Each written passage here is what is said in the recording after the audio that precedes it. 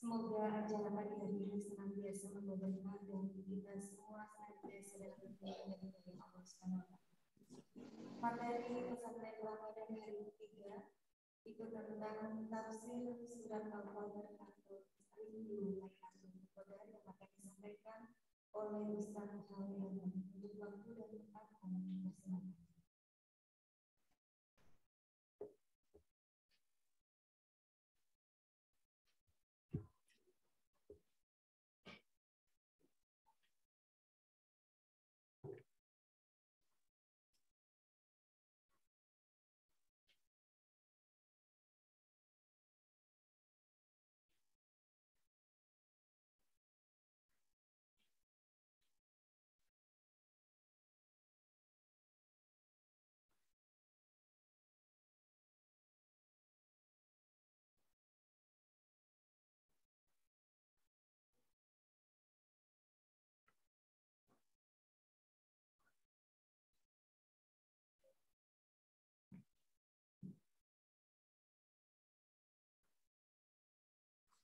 Assalamualaikum warahmatullahi wabarakatuh. Waalaikumsalam. Alhamdulillah alladzi anzala al-Qur'an hudan lin-nasi wa bayyinatin minal huda wal furqan. Asyhadu an la ilaha illallah wa la syarika lahu wa asyhadu anna Muhammadan abduhu wa rasuluhu la nabiyya wa la rasula ba'dah. Amma ba'du. Para hadirin santri Ramadaniyah ya, yang kita adakan di bulan Ramadan. Mudah-mudahan di kesempatan pagi hari ini ibu-ibu semuanya dalam keadaan sehat semuanya, Ibu. Alhamdulillah. Sehat badannya, sehat hatinya, Insya Allah. datang tidak marah sama suami dan anak, dan sehat dompetnya.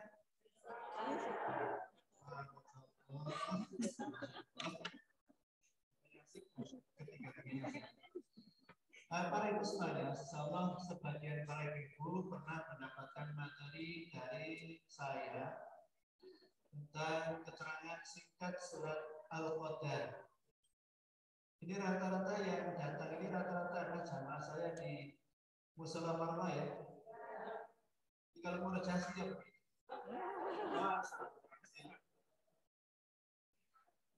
Ini yang depan ini siapa ya? Saya kenal nggak? Hah? Kenal. Tadi itu saya di tempat transit di Kalisan itu, PKI itu, ada seorang ibu tanya, Ustaz, saya pikir siapa? Karena wajahnya hampir persis 3 orang yang hampir wajah sama. Ya. Saya akan bersama dengan ibu kira-kira 1 jam ibu ya. Ya, 1 jam. Mudah-mudahan selesai. Kalau tidak selesai ya kapan-kapan kita kembali. Kalau kurang dari 1 jam diterima kasih aja. Nanti kita lanjutkan apa yang kita sampaikan. Baik para ibu semuanya yang saya hormati, di kesempatan pagi hari ini kita akan mencoba surat ini, surat Al-Qadar. Mestinya tadi yang dimulai surat Al-Qadar ini. Kami dengan ini surat apa tadi? Al-Asr. Mestinya tafsir Al-Asr, tapi ternyata yang diminta surat Al-Qadar. Masih ingat ini kalau kita lakukan bersama? Tanpa teks ya? Masya Allah. Ayo kita bersama-sama baca surat Al-Qadar langsung dengan maknanya. Baca basmalah. Bismillahirrahmanirrahim.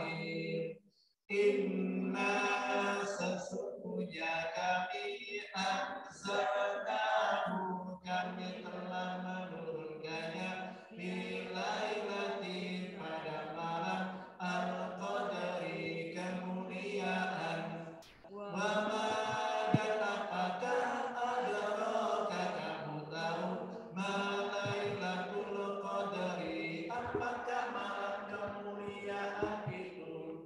Lailatul malam al-qadari, kemuliaan khairun lebih baik min alfi syahrin, dari 1000 bulan.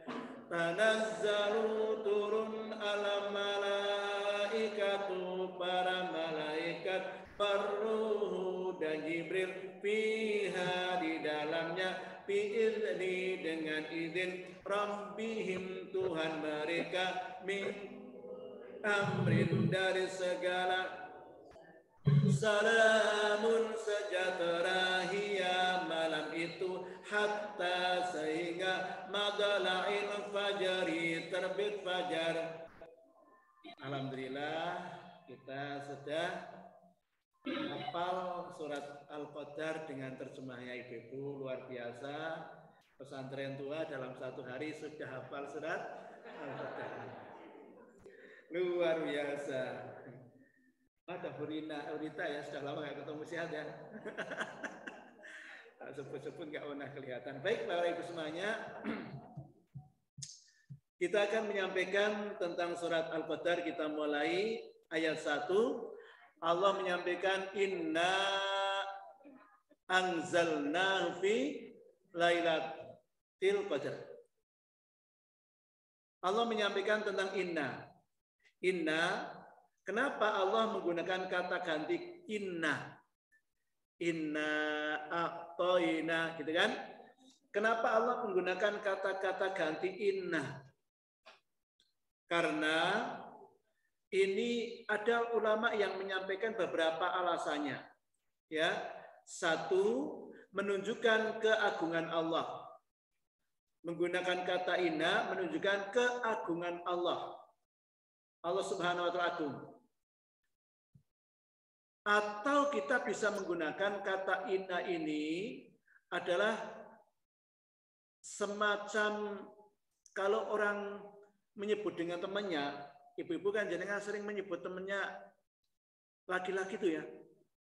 Bukan mengatakan anta, ente, enggak, tapi mengatakan antum. Sering dengar gitu enggak? Loh, antum saja yang gitu. Tidak mengatakan anta, apalagi ente. Nah, ente kayaknya menyakitkan hati ya. Ente aja itu. Tapi enggak menggunakan kata-kata antum. Kenapa antum? Padahal dalam kaidah bahasa Arab itu, antum itu kata ganti orang ketiga. Maksudnya, kata ganti orang banyak. Anta orang satu, kamu orang satu, gitu kan? Tapi kalau antum berarti kamu laki-laki banyak.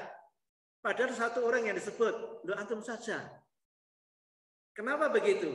Ini menurut orang-orang yang tahu bahasa, katanya menggunakan kata-kata antum itu menunjukkan sebagai penghormatan pada dirinya, meskipun 1 orang, tapi menggunakan kata-kata antum.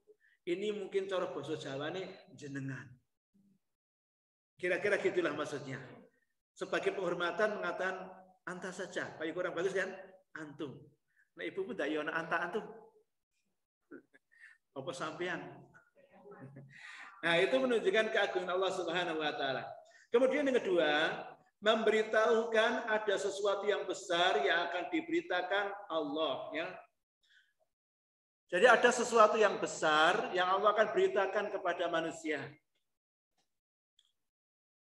Sebagaimana ketika kita mendengarkan inna a'tainakal kautsar, berarti di situ nanti ada muatan besar yang akan diberitakan Allah kepada Rasulullah tentang surat Al-Kautsar, yaitu Rasulullah mendapatkan hadiah dari Allah telaga Al-Kautsar. Kemudian ketika Allah menyampaikan inna anzalna fi lailatul qadar, ada berita besar, yaitu besar tentang beritanya Lailatul Qadar. Kemudian para ibu semuanya, kenapa Allah menurunkan Al-Quran? Yang sifat Al-Quran ini turunnya berangsur-angsur, tidak gemlundung. Tahu gemlundung enggak? Ini bahasa katakan ini. Gemlundung itu apa? Sekali turun. Bahasa Temanggunya apa? Makbrek. Jadi Al-Quran ini turun makbrek. Enggak. Allah turunkan Al-Quran secara berangsur-angsur melalui proses. Di antaranya adalah satu, turun secara total ke langit dunia. Nah, ini proses tentang turunnya. Para ibu-ibu semuanya, ini ilmunya agak tinggi. Jenengan nanti kalau pulang, mumet, keringan sama suami. Gara-gara ngaji sama saya, ikut jadi peleng-pelengan ya. Ngaji ini nggak nyandak, tapi jadi mumet gitu ya. Nah, tapi benar nggak? Ulama menyampaikan, turunnya Al-Quran, kan ada gini Bu. Ibu, ada namanya, jenengan sering mendengarkan kan fi lauhim mahfud, lauhul mahfud, tempat yang sangat terjaga, tempat yang sangat terjaga. Hanya Allah saja yang tahu apa yang ada berada di dalam lauhul mahfud. Malaikat nggak berani menjamahnya. Di situ ada catatan tentang amal manusia di Lauhul Mahfud itu. Di Lauhul Mahfud juga ada Quran asli. Asli. Quran yang asli itu disimpan di Lauhul Mahfud. Ini saya mohon maaf kalau nanti saya mengulang-ulang pertanyaan. Saya ulangi, bisa dipahami ya. Apa yang berada di Lauhul Mahfud? Seluruh catatan amal manusia, seluruh tentang kehidupan kelak manusia, sekaligus tentang kehidupan alam ini dan tersimpannya Al-Quran yang asli. Kalau jenengan mendengarkan fi lauhim mahfud, nah, di Lauhul Mahfud berarti kira-kira begitu. Sudah cukup? Cukup? Halo? Jangan cukup, Mawan. Sudah cukup? Loh. Jawab cukup kan loh. Sudah cukup? Cukup. Kemudian Al-Quran itu yang berada di Lauhul Mahfud. Nah, saya artikan ini, mudah-mudahan agak keliru. Kemudian diturunkan fotokopiannya dari Al-Quran induk yang berada di Lauhul Mahfud, diturunkan kira-kira, mudah-mudahan saya nggak salah, itu adalah fotokopian dari langit di Lauhul Mahfud itu. Kemudian turun dari Lauhul Mahfud itu kemudian berada di tempatnya Baitul Izzah. Ya. Mungkin ada sebagian yang baru tahu itu Baitul Izzah, betul? Nah, itu ada namanya Baitul Izzah. Tempatnya mana? Tempatnya mana gitu kan? Kan ada namanya Baitul Ma'mur. Pernah dengar kata-kata Baitul Ma'mur? Baitul Ma'mur itu adalah tempatnya malaikat mereka sholat di sana. Kalau di bumi, tempat yang paling suci adalah Ka'bah. Mustajab doanya adalah di Ka'bah. Tapi kalau para malaikat, mereka sholatnya tempat yang paling mulia adalah di Baitul Ma'mur. Nah, sekarang ada kata-kata lagi Baitul Izzah. Itu beda dengan Baitul Ma'mur. Ya. Para ibu semuanya, Baitul Izzah itu tempatnya berada di langit bumi. Di mana? Wallahu a'lam. Kita nggak tahu, nggak bisa sampai ke sana. Tapi intinya belum turun ke bumi, tapi masih berada di langit bumi. Ini saya menggunakan logika, tapi meskipun logika itu salah. Nek rodok cetha sithik. Ada rumah ini. Ini rumah, Ini masjid. Ini masjid. Kemudian apa ini? Menara ya. Atas ini namanya apa? Kubah. Kubah. Ini sudah termasuk bagian masjid belum? Bagian. Maka kemudian berada di langit atau di kubah dulu. Nggak diturunkan ke bumi. Nah, kira-kira gitu. Jadi Al-Quran turun dari Lauhul Mahfuz itu penuh nggak dikurangi. kemudian disimpan di tempatnya namanya Baitul Izzah. Kira terpengaruh. Ya. Makanya ada terdiri di materi ini jadi kan ngerti ya paham. Disimpan di Baitul Izzah, belum turun ke bumi. Setelah disimpan di Baitul Izzah, baru turun ke bumi secara berangsur-angsur. Itu maksud saya. Kemudian para ibu semuanya, ketika Al-Quran prosesnya turun diantaranya, kedua untuk menunjukkan keagungan Al-Quran. Jadi Al-Quran itu prosesnya sangat lama sampai ke bumi itu, berada di Lauhul Mahfuz, disimpan di Baitul Izzah, kemudian turun ke bumi. Ini menunjukkan keagungan Al-Quran. Kedua, ketiga, memberitakan kepada malaikat bahwa ini adalah kitab yang terakhir dan diberikan kepada nabi terakhir, makanya banyak orang yang hafal Al-Quran. Gitu kan? Inna nahnu nazalna al-Quran wa inna nahnu lahafidhin. Jadi Al-Quran ini satu-satunya kitab yang dari langit yang turun ke muka bumi, yang paling mudah dihafal oleh manusia ketimbang kitab-kitab selain Al-Quran. Pertanyaan saya, ibu-ibu, menghafal Al-Quran itu mudah atau sulit? Yes.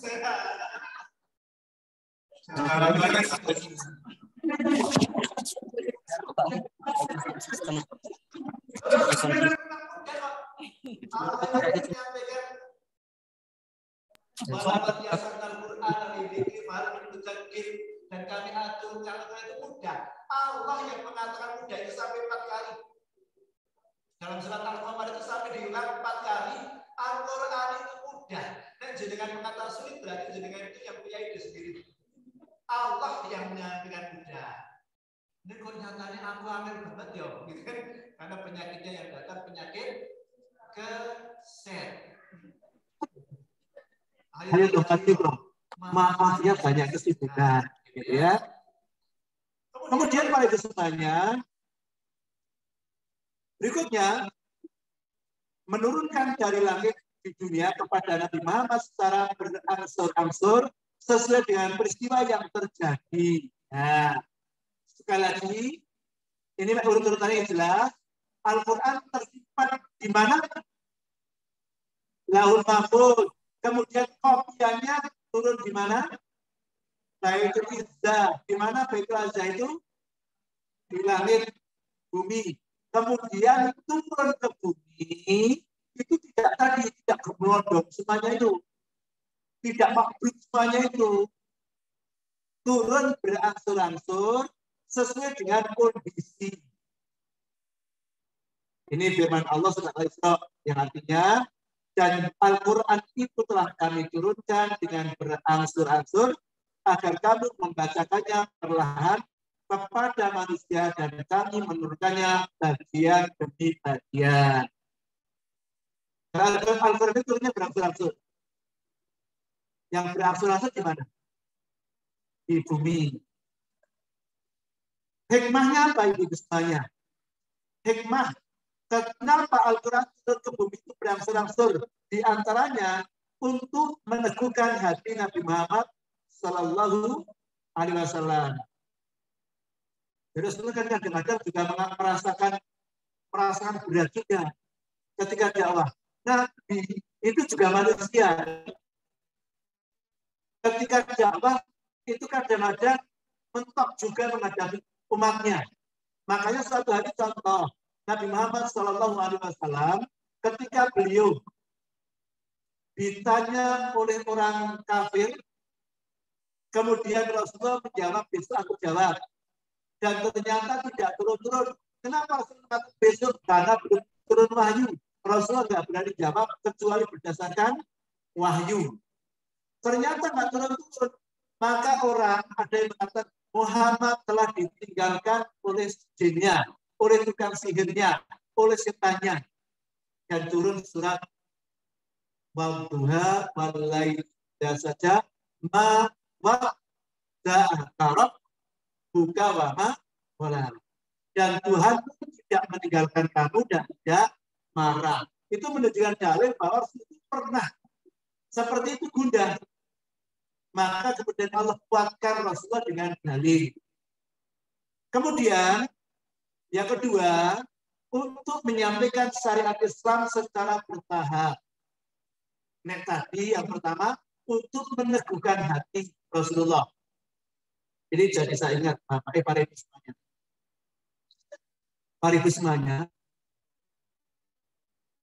Para ibu semuanya, kalau jenengan kepadanya ngaji, ini ibaratnya kayak Rasulullah itu. Rasulullah itu manusia yang paling baik. Manusia yang paling baik di muka bumi Rasulullah. Makhluk yang paling dicintai di muka bumi Rasulullah, tapi juga mengalami kegundahan. Maka untuk menguatkan kegundahan, Rasulullah kemudian didatangi malaikat Jibril mendapatkan wahyu. Saya menggunakan pendapat saya begini, Bu. Kalau jenengan itu sebenarnya kalau banyak gunanya, pergi ke tempat masjid taklim. Datang ke taklim. Orang itu ketemu karo yang guyu bareng. Betul ya? Nah, promosi hari Jumat ada taklim. Hari Jumat ada taklim jam berapa? Jam 8 sampai jam 9. Ikutilah, hadirlah kajian akbar. Ibu selamat. Jadi kenapa kita butuh dices? Bang Rasulullah aja seorang nabi perlu dices. Turun wahyu, jenengan perlu dicek juga mendengarkan taklim, ada tausiah, oh ternyata ada video. Kemudian saya jadi hatinya tenteram. Itu pentingnya begitu. Kemudian yang kedua, untuk menyampaikan syariat Islam secara bertahap. Mungkin masalah akidah, ya, yang pada Rasul turun, bagaimana Allah mengajarkan akidah, keyakinan, ketauhidan, dan akidah ini porsinya, Masya Allah, Al-Quran itu isinya kan cuma 3. Kalau jangan masih ingat dalam tafsir kita. 1 berisi tentang akidah. 2 berisi tentang hukum. 3 berisi tentang sejarah. Di balik akidah biasanya diawali dengan sejarah, kisah. Di balik hukum biasanya diawali dengan kisah. Maka 3-tiganya itu saling berkaitan. Kedudukan akidah yang Allah sampaikan dalam surat Amma, Juz Amma, itu rata-rata berkisar tentang akidah, tentang keyakinan. Dan titik yang paling kuat ketika bicara tentang akidah adalah meyakini tentang pertemuan kita kepada Allah. Tapi mungkin nggak rampung, nggak apa-apa ya. Jadi kan jadi dari manusianya menjemput Lailatul Qadar. Tapi kalau nggak nyampe Lailatul Qadar bagaimana? Ya nanti saya ambilkan singkatnya tentang Lailatul Qadar saja. Ya, kapan-kapan kalau Allah takdirkan kita ketemu lagi. Amin. Yang kencang. Kalau untuk guyu sih yang poso-poso orang guyu. Ini gini Bu, para ibu semuanya. Rasulullah kan menyampaikan begini. Liso ini farhatan, bagi orang yang puasa ada 2 kebahagiaan. Tapi ini nyimpang ya dari ayat dari ini. Tapi nanti ada yang saya sampaikan. Liso ini farhatan, bagi orang yang puasa ada 2 kebahagiaan. 1, idza aftara farha. Apabila dia berbuka, dia gembira. Orang puasa itu kalau berbuka gembira enggak? Apa bedanya anak-anak dengan orang tua ketika buka puasa? Sama. Mereka senang banget nih, tertawa-tawa, betul? Boleh enggak? Itu Rasulullah berarti boleh. Alhamdulillah buka puasa dalam waktu pendek adalah iftar itu juga yang sangat menyenangkan. dalam waktu yang panjang 1 bulan, iftar fatorah itu bermakna Idul Fitri. Ketika Idul Fitri itu jenengan sekarang adalah hari terakhir di bulan Ramadan. Ibu, kalau kita tarik besok, kemudian sekarang adalah hari terakhir di bulan Ramadan, jenengan maghrib mendengarkan Allahu Akbar, Allahu Akbar, Allahu Akbar, la ilaha illallah. Senang atau susah? Banget. Bedanya wong tua karo cilik di mana? Sama-sama senangnya. Rasulullah mengatakan apabila dia berbuka senang, betul nggak? Ketika buka puasa senang, betul nggak sabda Rasulullah? Ketika kamu muslimin menyelesaikan Ramadan 1 bulan penuh, kemudian malamnya mendengar takbir, mengumandangkan takbir, kamu muslimin senang, betul nggak? Berarti sabda Rasulullah benar nggak? Rasul menyampaikan bagi orang yang berpuasa ada 2 kebahagiaan. Yang pertama ketika berbuka. Ini yang kedua yang benar. Wa idalah kiamat bangun faroha bisoib. Yang kedua, apabila dia ketemu dengan Tuhannya, maka dia berbahagia karena puasanya. Jadi yang kedua itu yang dengan bayangkan apa? Saya ulangi ya. Apabila dia bertemu dengan Tuhannya, maka dia berbahagia dengan puasanya. Yang dengan bayangkan yang kedua itu apanya? Puasanya. Gak apa-apa. Yang saya harapkan bukan itu. Apanya kira-kira? Mati dong.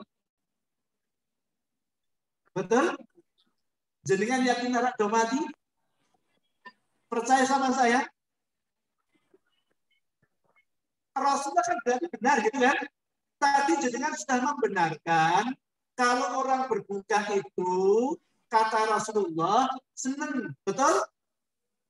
Dan Rasul kemudian menyampaikan yang kedua, orang yang berpuasa itu kesenangan kedua besok ketemu dengan Tuhannya.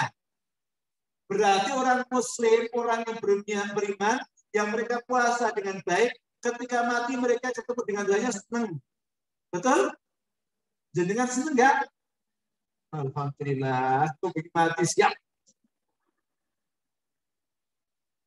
Siap para ibu semuanya? Alhamdulillah, itulah salah yang hebat. Itu artinya begini maksudnya, ayat-ayat yang berisi tentang akidah kan larinya ke sana, ya kan? Larinya tentang kiamat, betul nggak? Berapa ayat yang telah dengan saya tentang kiamat? 1, Al-Qari'ah, kiamat. 2, Idza Zulzilati, kiamat. Yang ketiga, pelajaran secara kasat mata di depan, Hal ataka hadisul ghasyiyah, kiamat. Nah, besok masih banyak lagi. Di dalam surat Amma sesama. Itu artinya titik tekannya tentang kematian, hari kiamat. Kenapa? Akidah itu penting kita tanamkan kalau orang yang bagaimana menghadapi masalah. Orang yang kuat akidahnya, ono musibah, yakin itu yang terbaik. Sudah? Kemudian ada cerita-cerita yang turun secara berangsur-angsur. Di antaranya menyampaikan tentang hukum. Ini saya pendekkan. Contoh pendek. Karena baik sekali. Dulu, sampai 1 contoh. Dulu, itu kebudayaan Arab, kebiasaan orang Arab, itu khomer, itu bagian dari hidupnya. Khomer. Yang jenengan ngerti khomer itu yang jenengan titik tekankan, pikirannya apa? Mabuk. Khomer itu variasi. Ada yang murah, ada yang mahal. Dan jenengan browsing.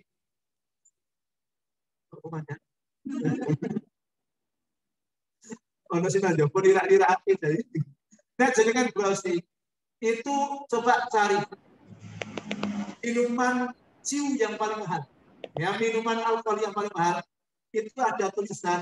Itu bisa mencapai 1 botol. Yang gede botol sepiro dong? itu bisa mencapai 500-an ribu. Bisa ada yang lebih. Dengan anak menteri. Ya kan? Arak fly katanya. Itu mahal. Itu kebiasaan orang-orang begitu itu semuanya. Mereka hidupnya dihiasi dengan mabuk-mabukan. Datang Islam, mereka beriman kepada Rasulullah, tapi masih mendebu. Ibu jangan bayangkan seperti dengan kita. Kita ini sudah jadi orang baik, ya, Bu. Betul, Bu. Kita ini sudah jadi orang baik. Sebelum jadikan tentang Islam. Anggap saja begitu. Orang Arab itu setelah mereka masuk Islam sudah syahadat di hadapan Rasulullah masih mabuk.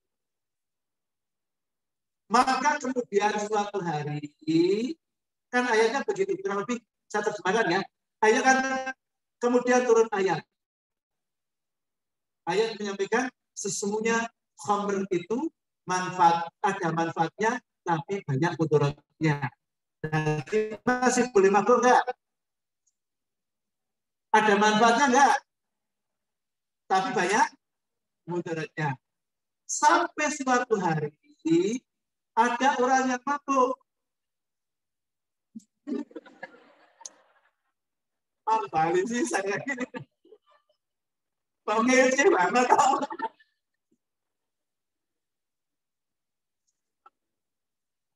Astagfirullahaladzim. Ternyata dikasih waktu aja. Ada orang yang mabuk.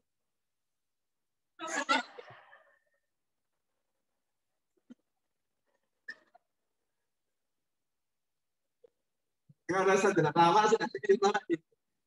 Itu bisa diselenggarakan nggak suara saya, Mas? Bisa dikecilkan ya suara saya? Biar saya nggak terberat. Dulu pernah diguyur. Satu jam nanti diguyurin. Baik. Orang Arab itu mereka mabuk, kebiasaan mereka sampai suatu hari mereka sholat. Sholat mabuk. Sholat mabuk. Yang dibaca sholat al-kafirun.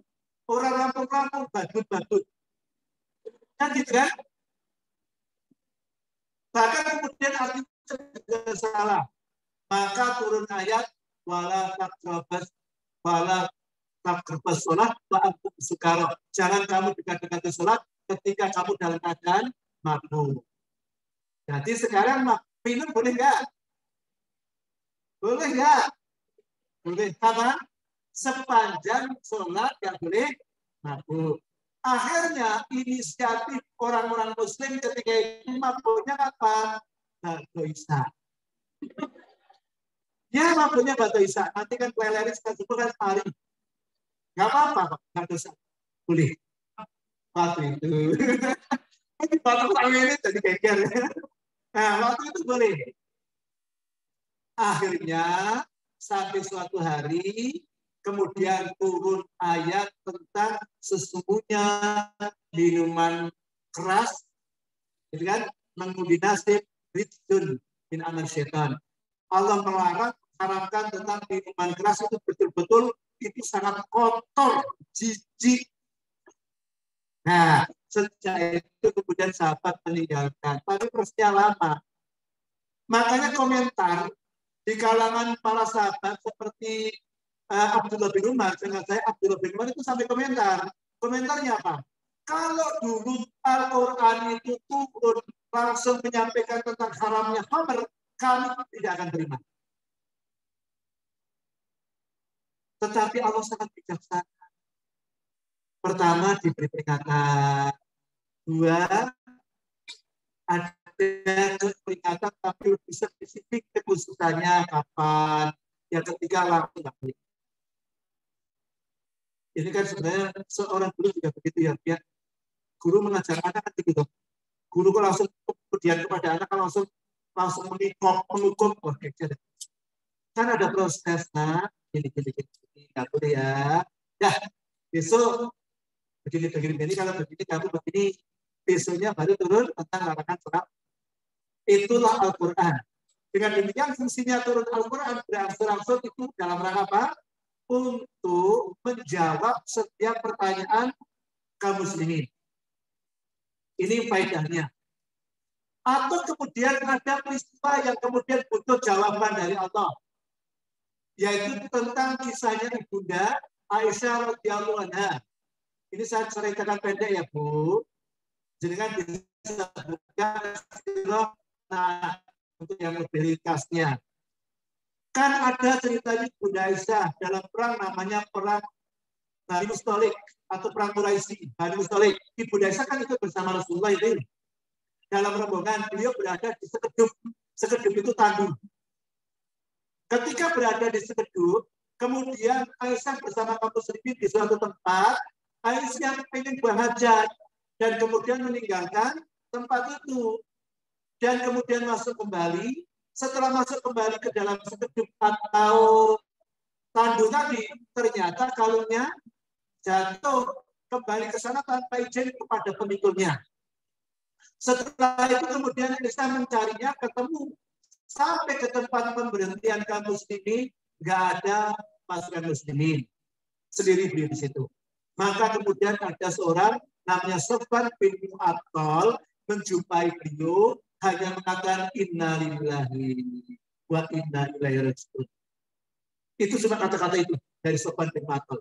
Lihat Aisyah radhiyallahu anha yang ketika itu sudah turun tentang hijab, sudah bercadar, itu ditandai tahu ini Aisyah dengan tanda pakaiannya apa, itu tahu, cuma mengatakan innalillahi wa inna ilaihi raji'un. Kemudian untanya didekatkan Ibunda Aisyah, kemudian dijerumkan, jerum deprok. Kemudian menderu, setelah itu tidak mengatakan monggo jenengan naik. Enggak. Kenapa jenengan kok celana batok, Bro? Enggak ada kayak gitu, enggak ada. Cuma innalillahi, isyarat untanya diterungkan, Ibunda Aisyah naik, dan Ibunda mengatakan belum pernah ada orang yang sebaik Sofwan bin Mu'attal ketika menjadi orang yang menuntunnya. Sampai di Madinah berita geger, hot news. Yang paling bersemangat adalah Abdullah bin Ubay, tokoh munafik. Jadi kalau sekarang ada orang soleh melakukan kesalahan viral, betul ya? Nah itu kelompoknya Abdullah bin Ubay. Iya, betul. Kemudian berita itu begitu kuat ya, seluruh kota Madinah betul-betul geger. Bagi kita kalau jangan jadi pemainnya dengan ketika itu hidup dengan gimana? Arusnya begitu. Jangan ikutkan arusnya. Aisyah selingkuh dengan Sofwan. Buktinya pulang bareng. Berita santer dari mulut ke mulut, itu belum ada WA, belum ada Facebook, belum ada, tapi beritanya seluruh kota Madinah tahu berita itu. Jenengan, ini urip zaman samono pripun? Ikut kena arus enggak? Ikut bismillah. Jadi panjang. Mari semuanya, ada rumah tangga yang luar biasa. Rumah tangga namanya Abu Ayyub Al-Ansari itu sampai kemudian sama istrinya pegel banget dengan berita yang santai itu. Maka Abu Ayyub ngomong sama istrinya, atau istrinya yang ngomong sama Abu Ayyub, wahai suamiku, kamu dengar nggak berita yang paling santai di Madinah ini? Berita tadi ya. Abu Ayyub mengatakan, berita apa? Ya tentang Ibunda Aisyah. Langsung wajahnya membela, kemudian mengatakan, wahai istriku, bagaimana menurut pendapatmu? Bagaimana menurutmu tentang Ibunda Aisyah dengan Sofwan?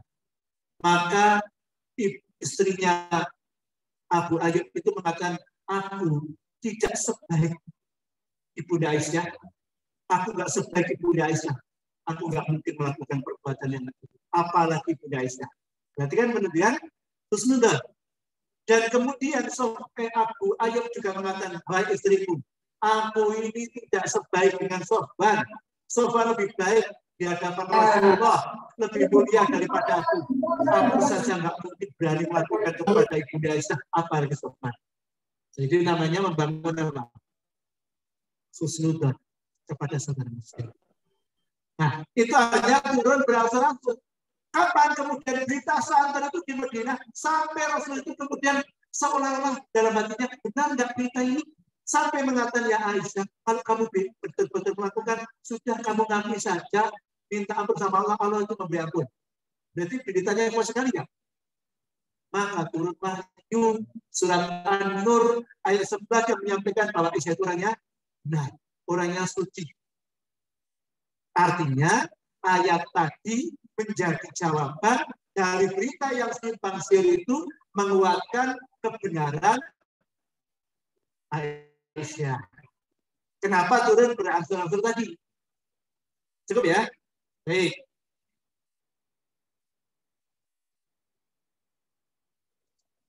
Wah, lama banget ya. Nah, ingin sih bertahap apa harus dapat Lailatul Qadar, Bu? Karena kalau disampaikan itu ya mohon maaf ya orang aku belum bisa ini. Padahal aku harus pindah ke hati yang lain.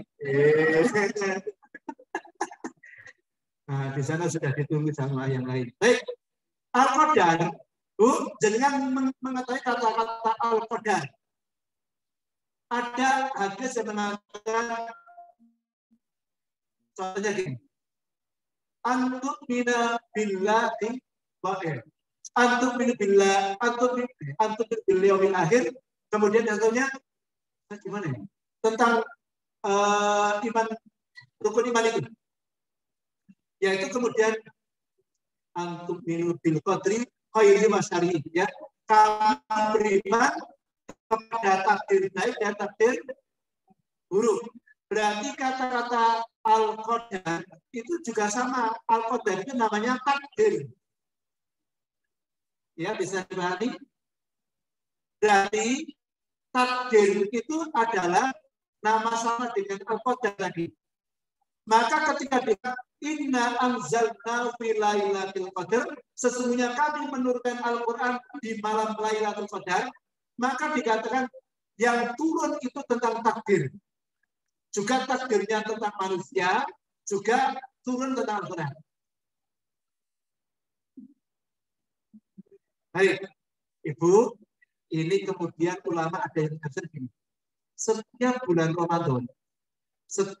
Ramadan dari Lahul Mahfuz tadi turun ke Baitul Izzah itu juga tentang takdirnya manusia, rezekinya apa dan lain sebagainya, kemudian turun ke bumi berangsur-angsur. Tidak hanya Al-Qur'an. Kemudian Al-Qadar juga bermakna kemuliaan. Gitu ya. Nah, ini penetapan takdir ada beberapa tahapan. Sampaikan.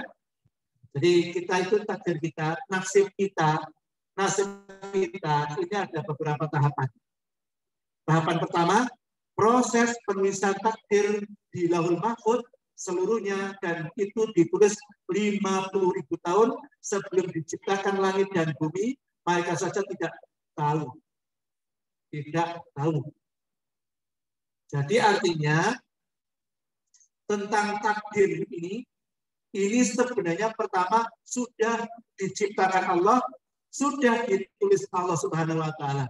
Makanya mohon maaf, ini ilmunya tinggi banget, Bu. Dan jangan mudah nanti pulangnya enggak benar.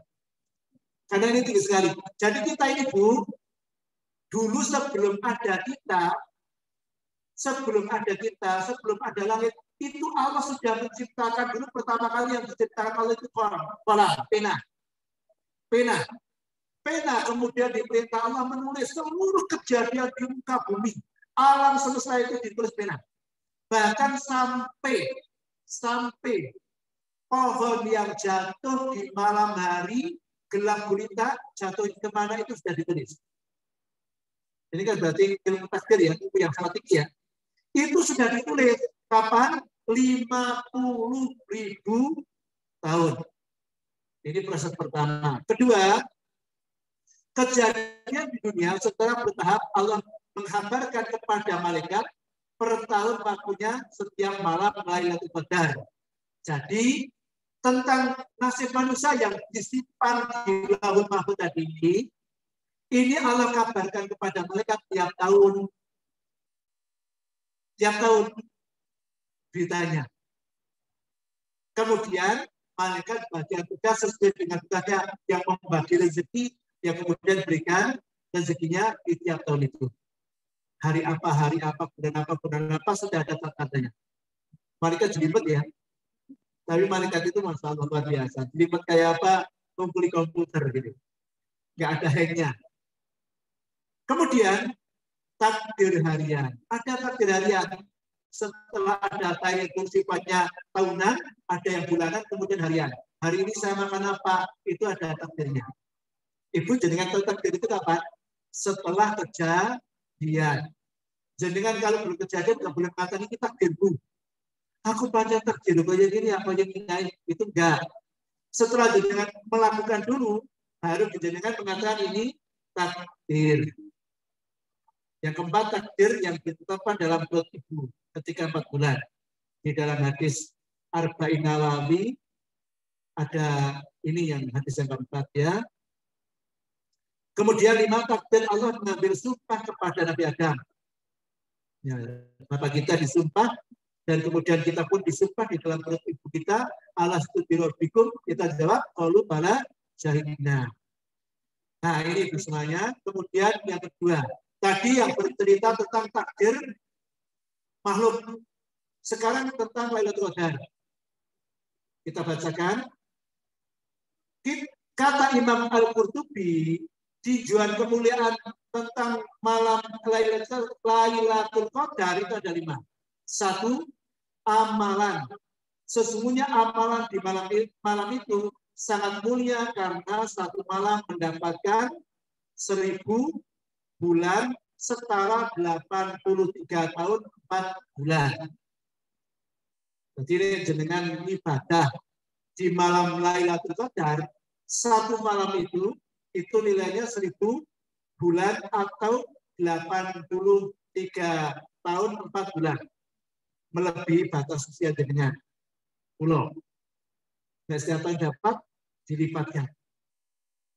Ini menunjukkan betapa mulianya malam Lailatul Qadar. Makanya kita perlu mengejarnya, mencarinya.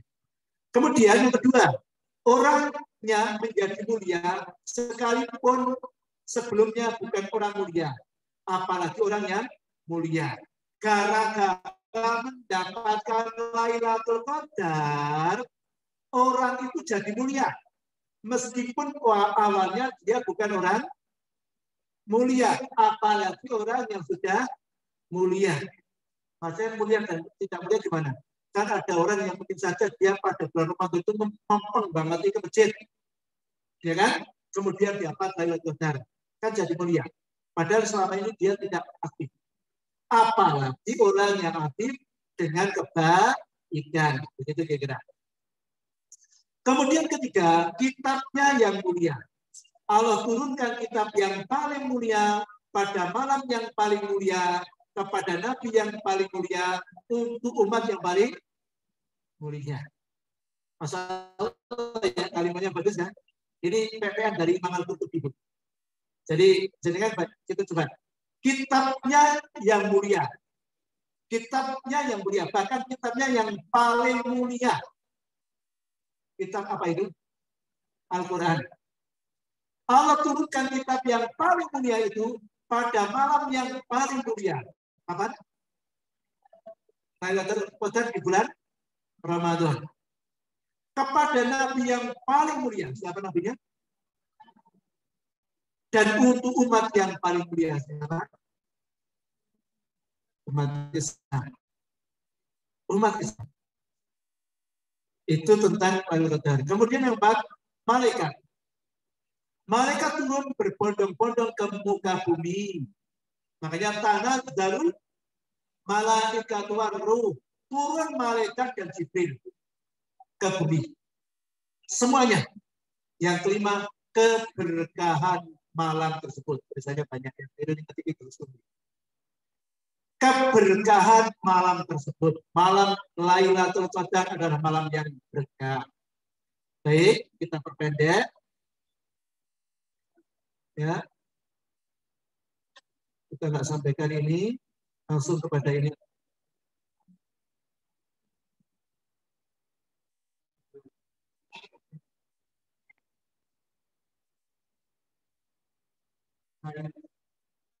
Biar kita singkat ya. Ibu coba lihat di sini. Tanazzalul malaikatu waruh fiha bi'izni rabbihim min kulli amr. Turun para malaikat di malam Lailatul Qadar itu semuanya. Padahal malaikat banyak banget ya. Banyak banget. Kalau dari hadis, Rasulullah telah menyampaikan dengan hadisnya adalah ini coba lihat ibu semuanya. Hadis ini kita terjemahkan. Sesungguhnya aku melihat apa yang tidak kalian lihat. Ini aroma la tarun. Ya, aku melihat apa yang tidak kalian lihat. Ini yang berkata siapa? Baginda Rasulullah. Aku mendengar sesuatu yang tidak kalian dengar. Langit merintih. Berarti langit itu merintih. Cara bahasa Jawanya bisa diartikan langit itu berderit-derit. Tahu berderit-derit, Bu? Dan jangan mobil kalau punya dipanggil pribadi itu artinya apa? Bahasa Indonesia. Ya, itu langit itu berderit-derit. Langit merintih dan layak baginya untuk merintih. Tidak ada satu ruang selebar 4 jari. Bisa dipahami? Kecuali bisa ada malaikat yang sedang meletakkan dahinya bersujud kepada Allah. Berarti malaikat banyak nggak? Banyak sekali di langit itu. Dilihat oleh Rasulullah. Karena Rasulullah melihat begitu, maka beliau mengatakan, demi Allah, andaikan kalian mengetahui apa yang aku ketahui, niscaya kalian akan sedikit tertawa dan sering menangis.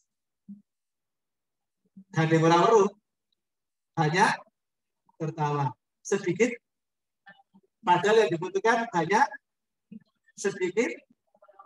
Nah, itu kita. Baik pada semuanya. Kemudian ini tadi Rasulullah menyampaikan tentang Baitul Ma'mur. Baitul Ma'mur. Kemudian ditunjukkan kepadaku Baitul Ma'mur.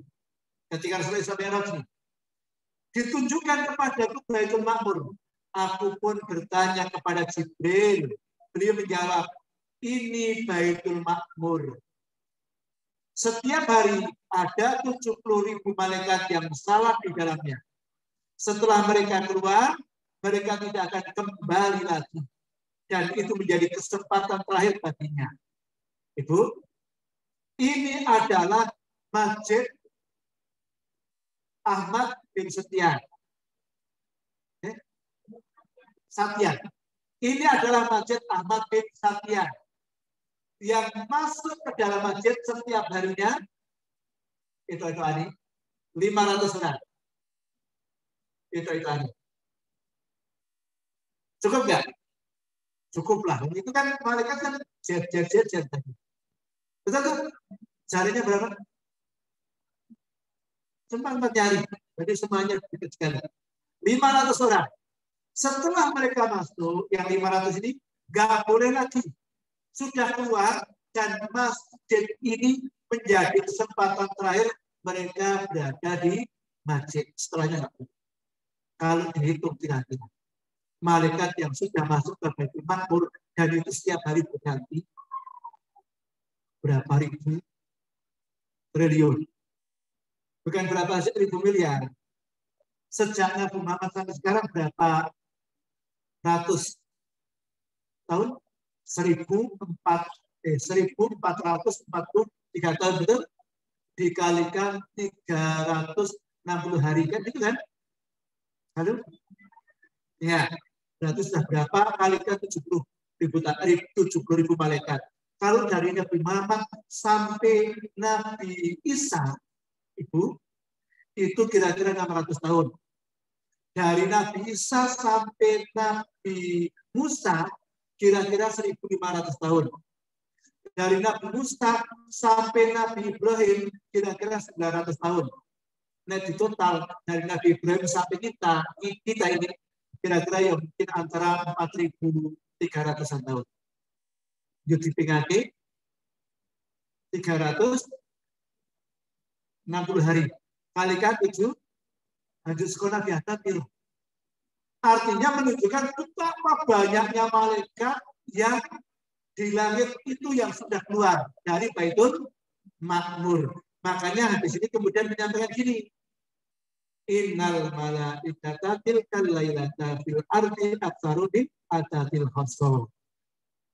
Sesungguhnya malaikat di malam itu malam apa? Lailatul Qadar yang turun ke bumi lebih banyak daripada jumlah pasir. Pasir banyak nggak? Yang jenengan duduki di bawah jenengan itu ada pasirnya nggak? Oh, bukan ada sih. Sangat banyak. Yang jenengan sandari, sendenan di tembok itu ada pasirnya nggak?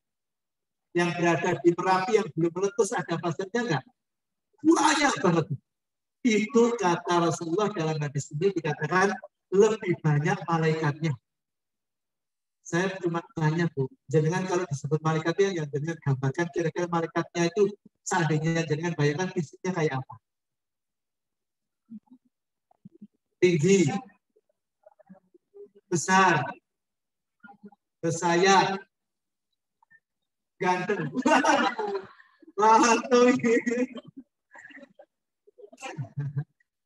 Yang saya tahu ya tadi masuk variannya adalah tinggi, besar, kemudian bersayap. Ganteng belum saya dapat riwayat. Kecuali ketika menjelma jadi manusia pernah. Memang wajahnya sangat tampan ketika jelma, tapi betasnya belum ada keterangan. Pernah menjelma manusia tidak botak, berarti tidak nggak punya rambutnya, mungkin dicukur. Artinya malaikat jangan itu nek kiro-kiro, nek jangan misalnya malaikat kecil, bertiga takut. Bukankah Rasulullah telah mengatakan begini? Ini ada hadis Bu. Nah, hadis ini hadis terkenal ini yang sudah saya sebutkan ini. Ketika jenengan duduk di masjid Talim ini, kata Rasulullah, illa hafadhul malaikat, akan dikelilingi malaikat. Illa hafadhul malaikat, akan dikelilingi oleh malaikat. Berarti yang dikelilingi itu yang mengelilingi, kalau yang dikelilingi banyak yang mana? Antara jenengan karo malaikat banyak mana? Sekarang ini ada malaikat di keliling kita. Jenengan percaya nggak? Nah, kita kira-kira Melayu nggak? Artinya bahwa kita itu betul-betul dilingkupi oleh malaikat. Ilah kafat alihul malaikat. Kita ini diberi malaikat untuk kita. Dan ketika malam Lailatul Qadar yang turun tadi berapa? Lebih banyak dari kilo-kilo. Kalau malam Lailatul Qadar kemudian turun, itu betul-betul malaikat itu karena banyaknya, seperti itu kira-kira ini persamaan saya, mungkin karena banyaknya itu berhimpitan satu sama lain, dan karena banyaknya menjulang ke langit.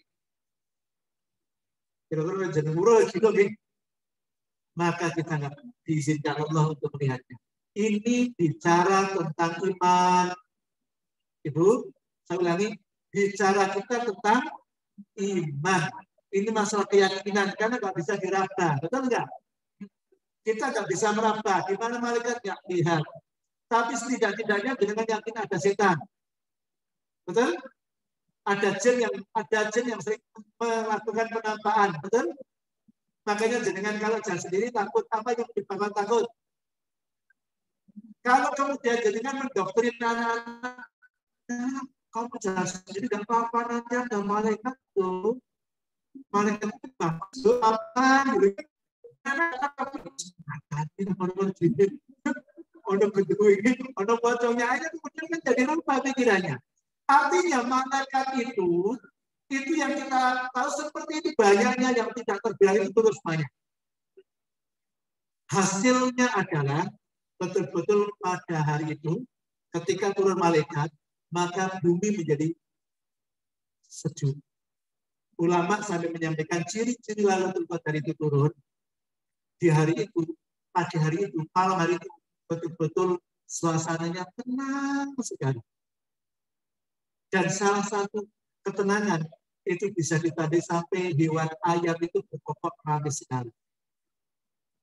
Karena salah satu hewan yang diizinkan bisa melihat malaikat dan ayam. Jadi dengan isu-isu rumah yang berkokok itu berarti menandakan harus dapat puji.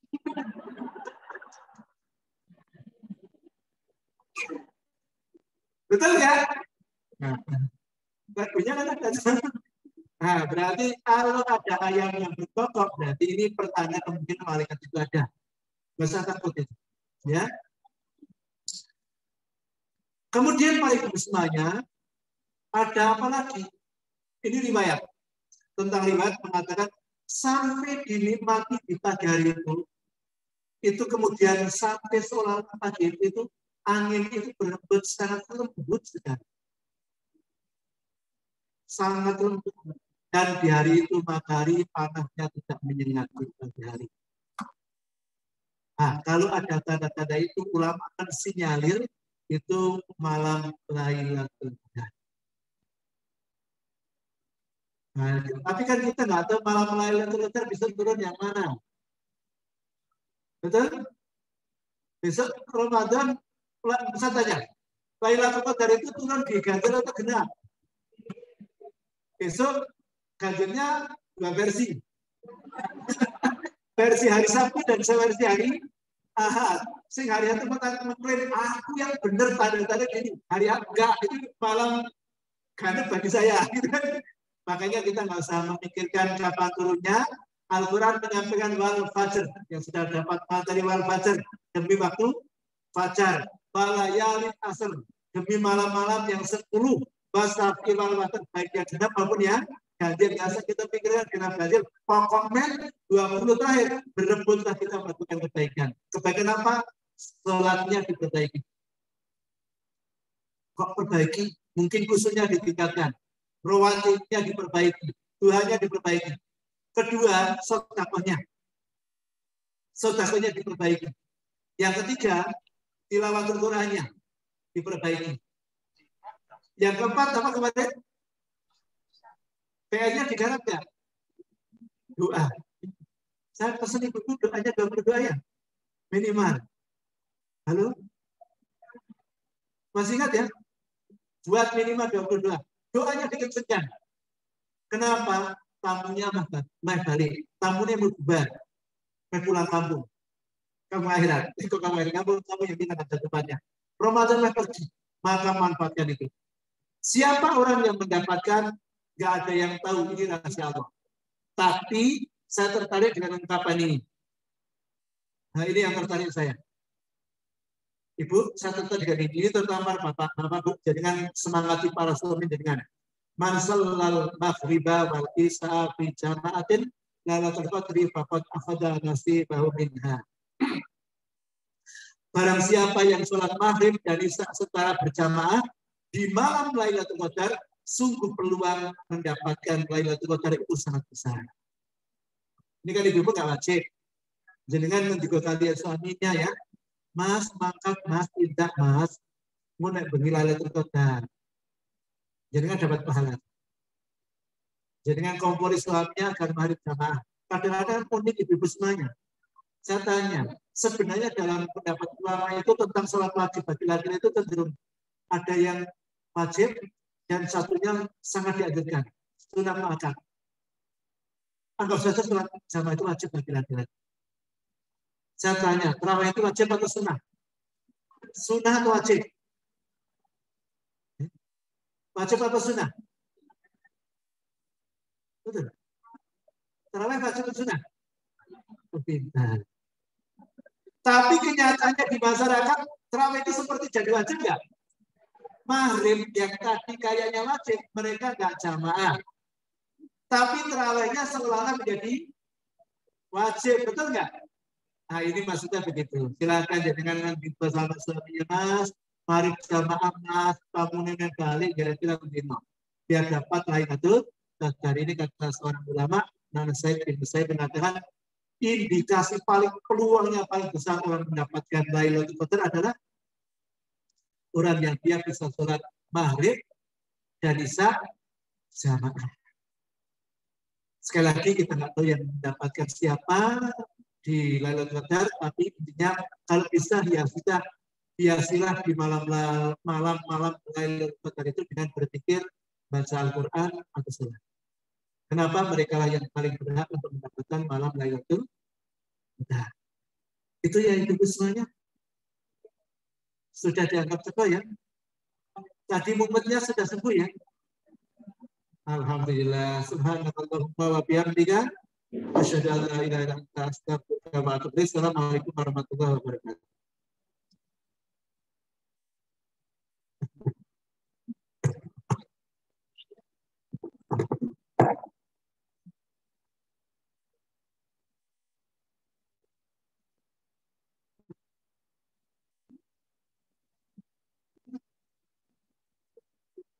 Jazakumullah khairan katsiran kepada Ustadz Adam yang sudah menyampaikan materi pada pagi hari ini. Semoga menambah semangat kita untuk menjalankan ibadah Ramadan dan untuk menyiapkan diri dalam meraih malam Lailatul Qadar. Bunda-bunda yang dirahmati Allah, marilah kita tutup acara pada pagi hari ini dengan bacaan hamdalah bersama-sama dan doa penutup kafaratul majlis. Alhamdulillah.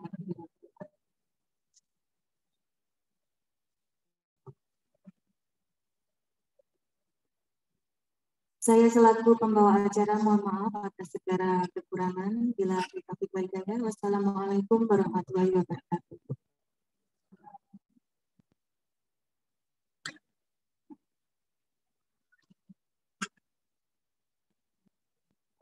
Bunda-bunda diharapkan besok masih datang ke pesantren lagi, masih ada materi yang sangat bagus untuk diikuti. Mungkin materinya besok istimewa ya. Mungkin banyak yang belum tahu. Diharapkan besok bisa hadir di jam yang sama. Terima kasih.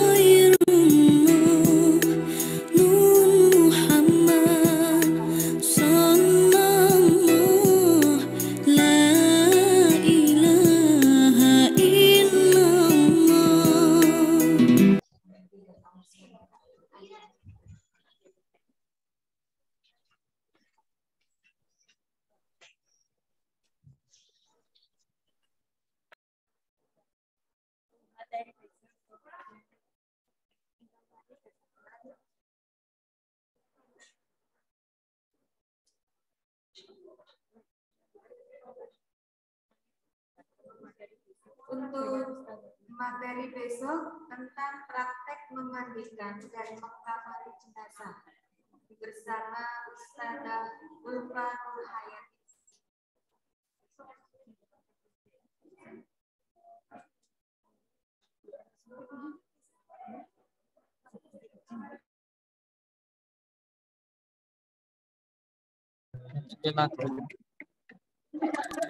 Ma,